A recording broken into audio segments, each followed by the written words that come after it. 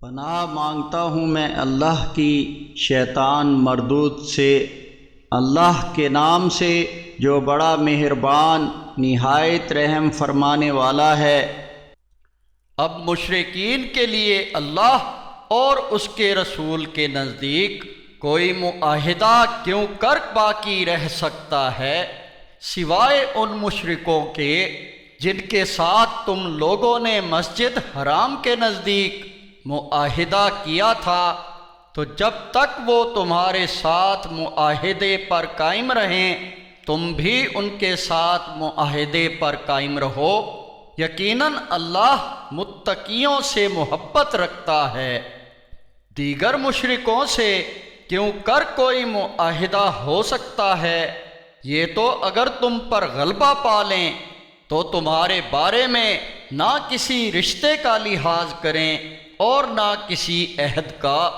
یہ اپنے منہ کی باتوں سے تمہیں خوش کرنے کی کوشش کرتے ہیں، مگر ان کے دل ان باتوں کو قبول نہیں کرتے اور ان میں سے اکثر نافرمان ہیں۔ انہوں نے تو اللہ کی آیات کو حقیر معاوضے کے عوض بیچ ڈالا اور اللہ کی راہ سے روکا۔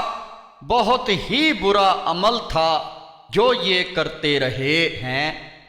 یہ لوگ کسی مومن کے معاملے میں نہ تو کسی رشتہ داری کا کوئی لحاظ رکھتے ہیں اور نہ کسی معاہدے کا، یہ تو ہیں ہی زیادتی کرنے والے۔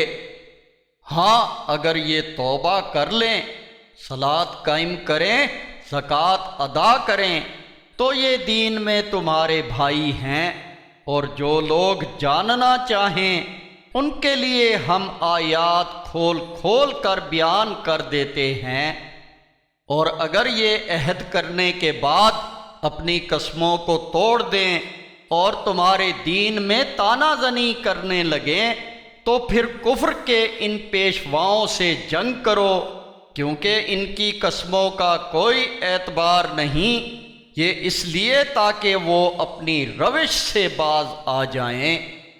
کیا تم ایسے لوگوں سے جنگ نہ کرو گے جنہوں نے اپنی قسمیں توڑ ڈالیں، رسول کو ملک سے نکال باہر کرنے کا ارادہ کیا، اور تم سے جنگ کرنے کی ابتدا بھی انہوں نے ہی کی؟